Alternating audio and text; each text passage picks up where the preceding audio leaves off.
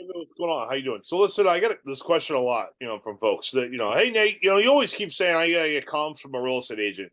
Well, you know what? I've tried to call a bunch of real estate agents, and they don't answer my phone, or they don't want to get my proof of funds, and it's dumb. I bought the software. I'm on Zillow, and the software says it comms. So I'm just going to use that, okay?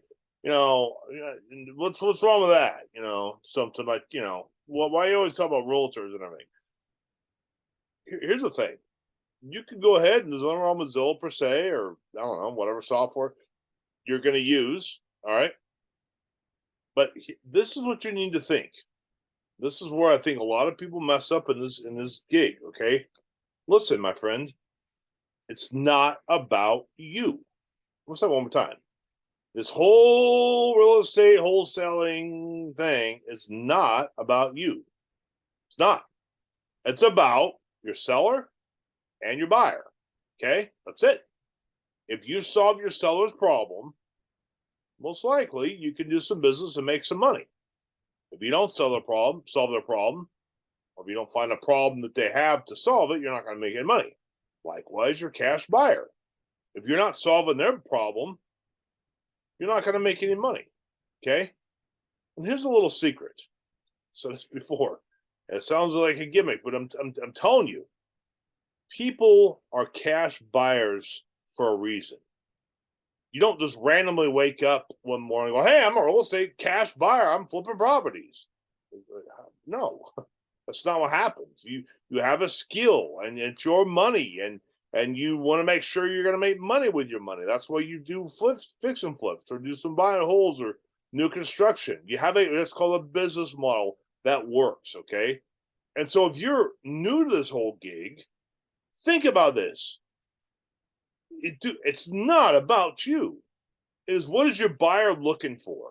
And if you go in there and you don't have a comparative market analysis, and you never have done business with this guy before, and your comps are off and you're wasting his time, hey, I think this comps on Zillow, Zillow says we're 278, and what if your comps are off? I mean, you ask me stuff, and all my colleagues, we're going to go, well, let's do a CMA and see kind of what the numbers are. If we're not familiar with that area, in the flip, if flipping a lot of stuff in this, in a particular zip code or what have you. I mean, you get an eyeball property. I can eyeball how this is, 475, this is 330.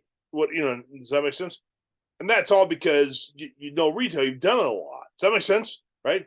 But if you're just starting out, you've never done this before, you never comped anything, and you're too lazy because it takes time to call a real estate agent to get accurate comps, your cash buyer's most likely not going to want to do business with you because they're like, yeah, I don't know, you're wasting my time. You don't have a CMA. How do you know this? Have you comped a property before? Well, yeah, I think you buy all this money. Who are you? They're going to say to you. Does that make sense? That sounds like I'm being harsh, but that's reality. If you're not harsh to yourself, you're not going to be successful. It's not about you. It's about your buyer. Your buyer wants to make sure his numbers are right. Okay? And so if you go over the top pretending that $375,000 is your money, not your buyer's, but your money, would you protect it? Would you go all over the top to make sure you had accurate comps? I think you would. And if you say, no, I want to do that, well, frankly, you're not the kind of person who is going to have 375 laying around. Okay. And if you ever get that kind of money, you probably blow through it. I hate to say it, but that's reality. Okay. You can't be wrong with those numbers. And so where am I going with this? If you think I'm lecturing you, maybe I am. I'm not trying to do it. I'm, again, tough love, care about you. But here's the thing. You got to think like the buyer. Okay, if you've never done business with them, treat their money like it's yours, and go over the top. Here's a comparative market analysis. I've talked to a professional real estate agent, and it's his professional opinion. And here's a CMA, comparative market analysis to the firm. It's a 375 house. Does that make sense? And then your cash buyer will have a lot of respect for you, and probably they're going to want to do some business with you. Okay. Is it going to be some extra work to build a relationship with a real estate agent? Yeah, it's going to take some time. but it's worth it. It's worth it. So when you got a deal, you just make that call to your buyer, you give it that CMA to them, and they're gonna go, let's do some business. Does that make sense?